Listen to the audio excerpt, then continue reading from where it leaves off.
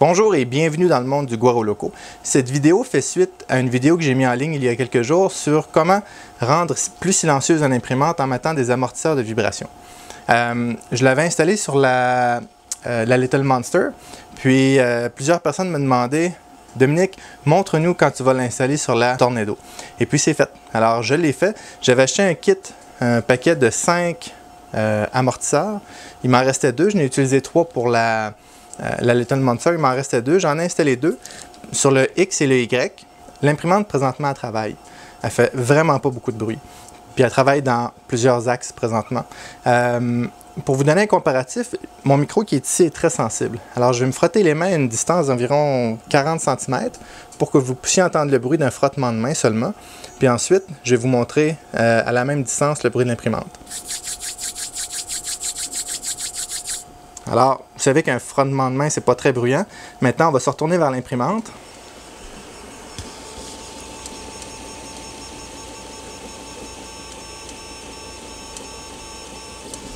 Je ne sais pas si vous l'entendez travailler, mais elle est très silencieuse. Ce qu'on entend le plus, c'est les ventilateurs de l'ordinateur, pas tellement les mouvements d'imprimante.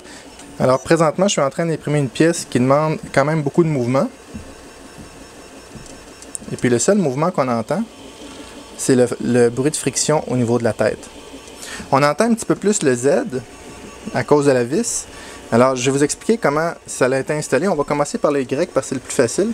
Alors tout ce que j'ai fait, j'ai dévissé mon moteur, j'ai installé la pièce entre les deux, l'amortisseur, et puis j'ai tassé un petit peu ma poulie pour qu'elle soit bien centrée avec mon châssis. Même chose pour le X. Alors le X, j'ai dévissé ma pièce, je l'ai installé, j'ai tassé ma poulie. Ici, étant donné que ma pièce a seulement que 2 coins filetés, le limit switch tient uniquement qu'avec avec deux vis, mais c'est amplement suffisant pour faire le travail. En ce qui est de mon Z, ça a été un petit peu plus compliqué parce que voyez-vous, on va essayer de le voir ici, j'ai un petit bloc vert ici qui retient ma pièce. Alors, j'ai imprimé une pièce en flex juste ici, en dessous. Je vais essayer de la pointer avec mon doigt. Ici. Puis, j'ai imprimé d'autres pièces en flex le long du châssis ici. Puis, j'en ai mis d'autres en bas aussi pour absorber les vibrations. Il a fallu que je modifie un petit peu la pièce verte pour que les vis... où est-ce que ma pièce verte est ici? Pour que les vis entrent plus profondément dedans un petit peu. Simplement parce que j'avais pas des vis plus longues. Dans le lien de la vidéo, alors, je vais vous mettre le lien sur Thingiverse pour cette pièce-ci. C'est un amortisseur que l'on peut imprimer en flex. Alors, c'est du flexible, c'est pas du trop mou, c'est du TPU. Puis, il y a un autre modèle qui est un modèle ouvert que je peux glisser où mon axe.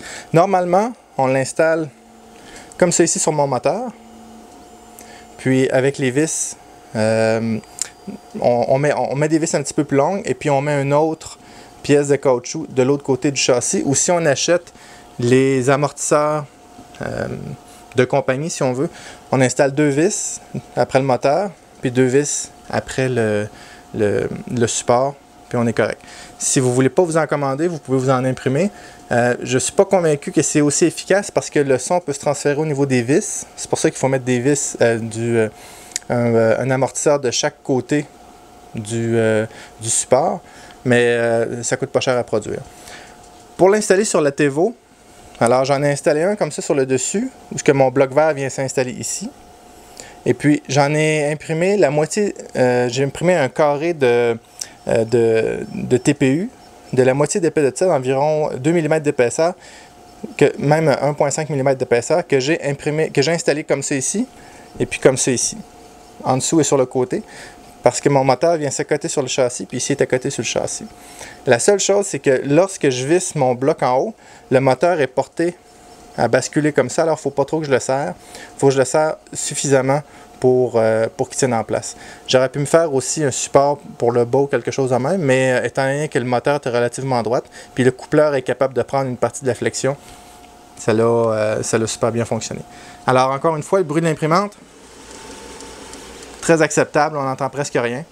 Je vous le recommande fortement d'installer les amortisseurs sur la Tornado, à vrai dire, sur toutes vos imprimantes.